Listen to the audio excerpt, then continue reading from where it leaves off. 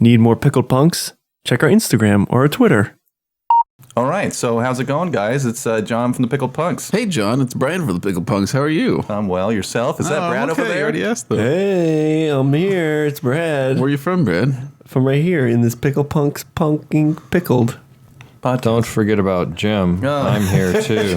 Hey, Jim. Oh, you sound down. A bit fatigued, maybe by the movie. Hey, Jim. It's mostly from the flu. Oh, Jim's a little sick today. Yeah, that's right, isn't it? Hey, Yeah.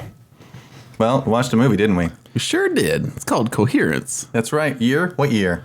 2014. It was 2011. That was close. Very close. Right. 2014. Yeah.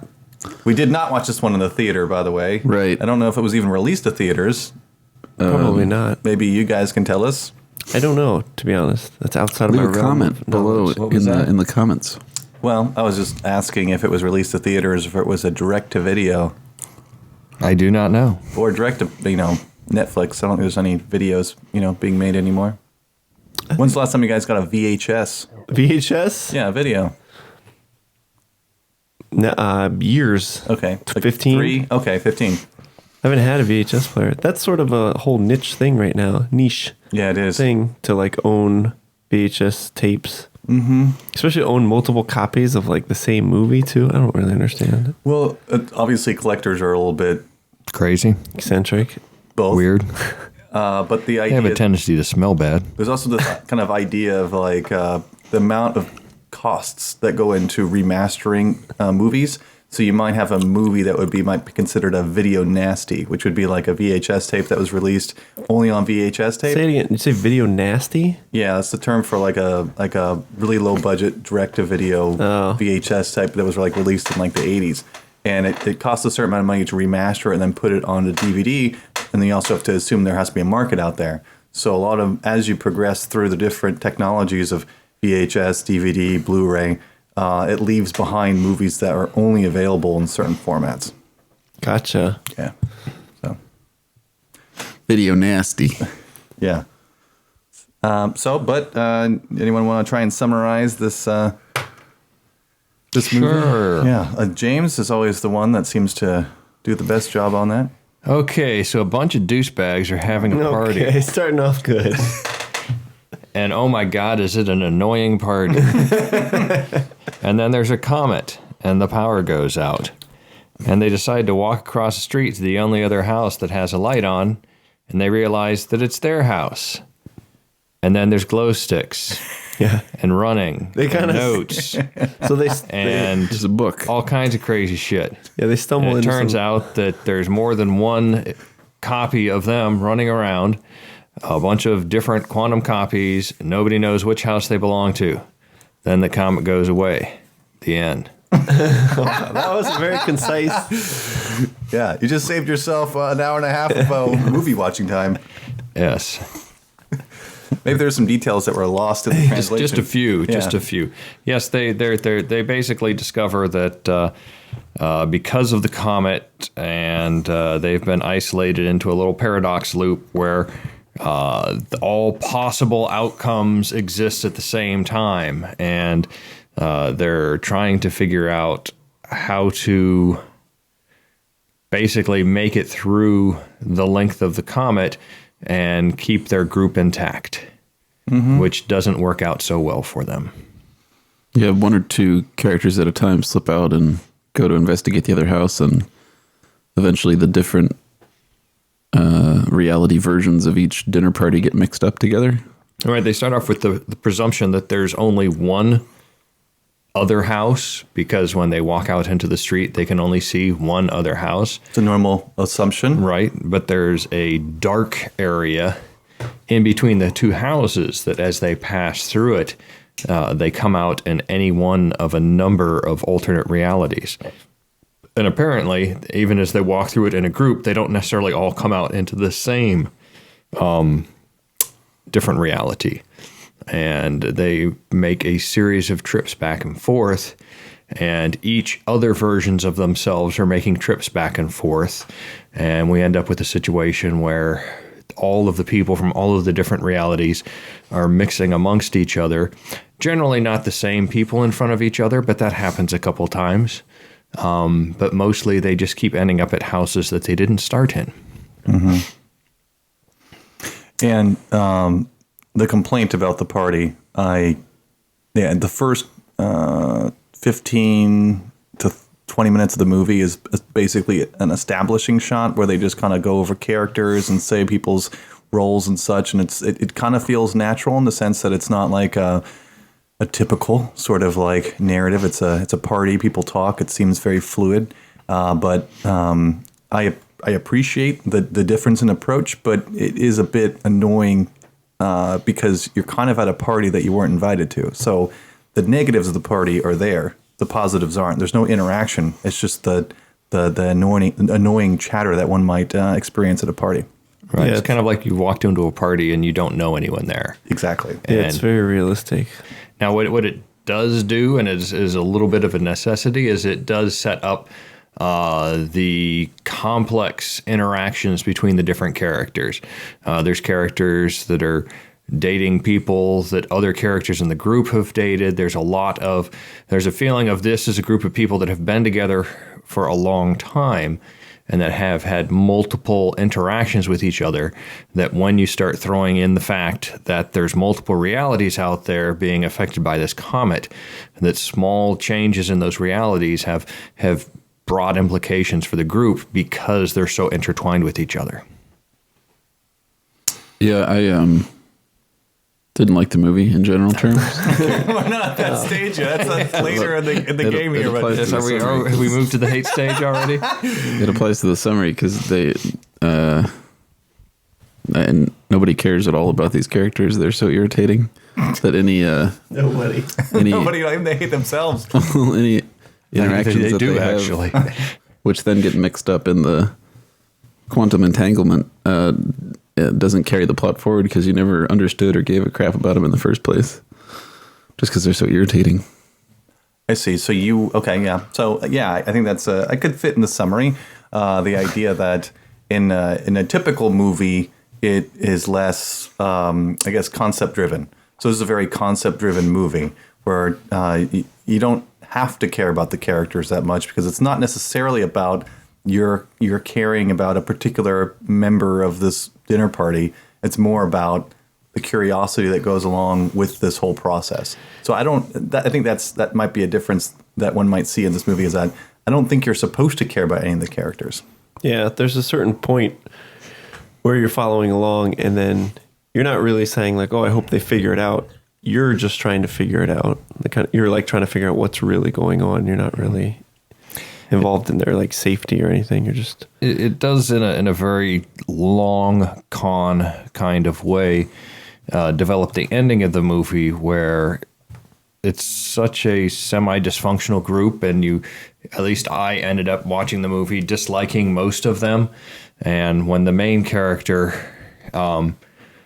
slips away from the group and tries to get back to her original reality, and they show her going to all of these different houses where more and more ridiculous endings are taking place, and most of them involve everybody standing around and shouting at each other, and she comes across reality where everybody stayed in the house and they're all just sitting there having a good time, and she's like, well, shit, this is the reality I want to be in. It kind of pulls all that together because you go through the movie disliking the characters, and then she's like, oh, I have an opportunity to actually keep my friends and have my friends not be assholes. Well, I mean, I think that it might speak to the idea that in a social dynamic, things are chaotic and people are assholes, and nobody really is a saint. So I don't know. I don't know if there's any message or intended a message, but like that is the sort of stumbling around in a social circle that happens, is that this person made out with my ex-girlfriend and my current girlfriend, and this guy stole, a DVD from me and never returned it, or what I'm saying? It's like my DVD or my VHS tape. Like this is what a social circle is like, that it's never clean.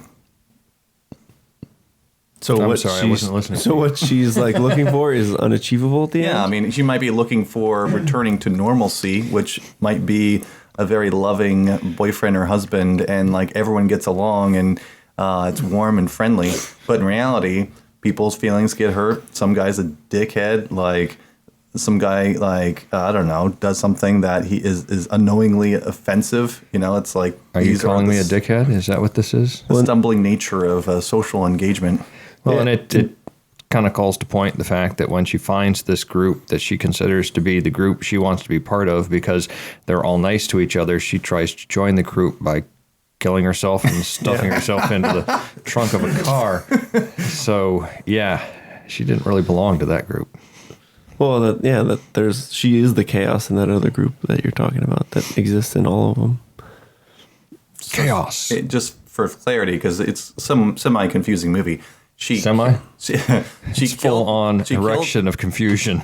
She either killed or sort of disabled one of herselves and put it in the trunk, and then later another self of hers starts coming in the house as well, and then she kills that person and puts them in the bathtub.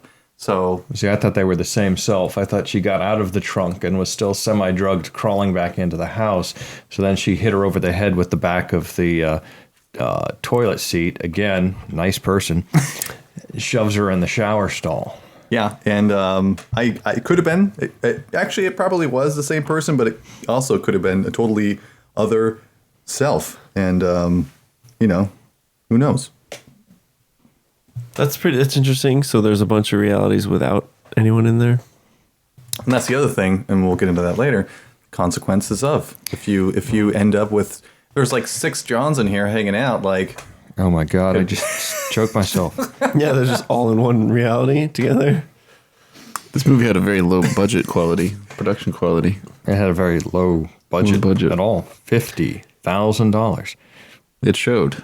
Yeah. Yes, I know people have cars that are worth more than $50,000. Yeah, it had that sort of loose script, I'll call it, where it looked like they were kind of given outlines. I mean, it would be really hard to recreate that script the same way every time.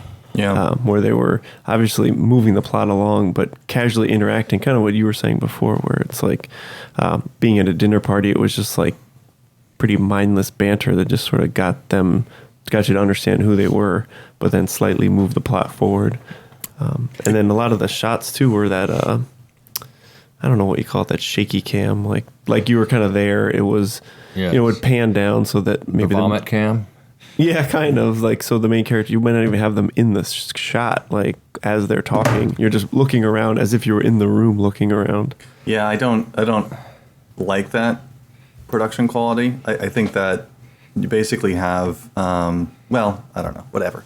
Point being is, I think it's supposed to make it feel like you're more part of the situation or a part of the scene. And I think that's the premise or the point. But I find it nauseating and disorienting.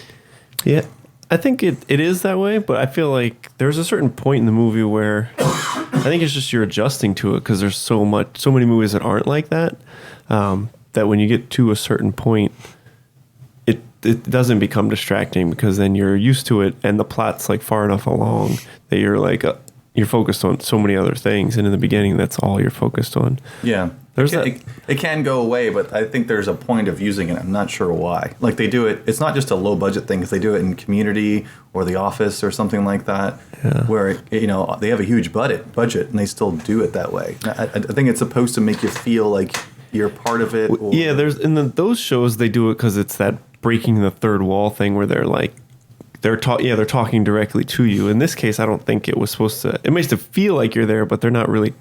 We're not characters. They're not talking to us as people in the show.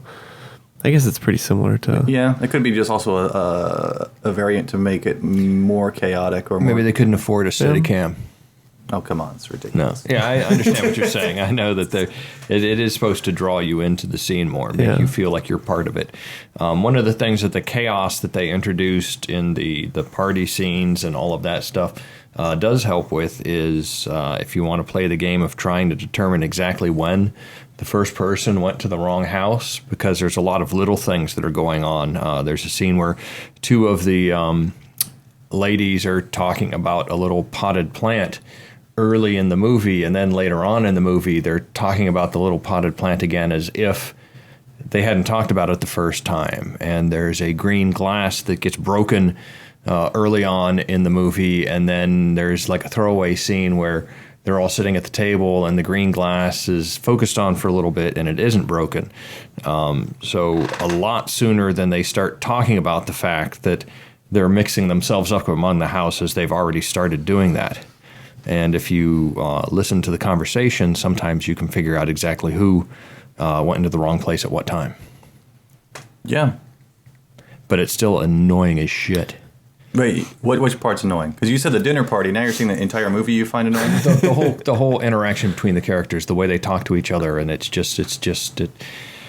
maybe it's my anxiety speaking, but it makes me uncomfortable to listen to that many people talk to each other constantly. And here we are in a group talking to people. Yeah, but we're taking turns. There was a cat. Oh yeah. Well, last thing with that, and we'll get that cat's a good idea. I felt like it seemed realistic to me, at least. It felt like a realistic social setting where people are speaking their minds as ideas come to them, and to me, it felt very reality based as far as what a social circle might react to what's going around when there's 8 different people getting tremendously strange new information. So to me, I felt like the interactions in the social setting seemed realistic.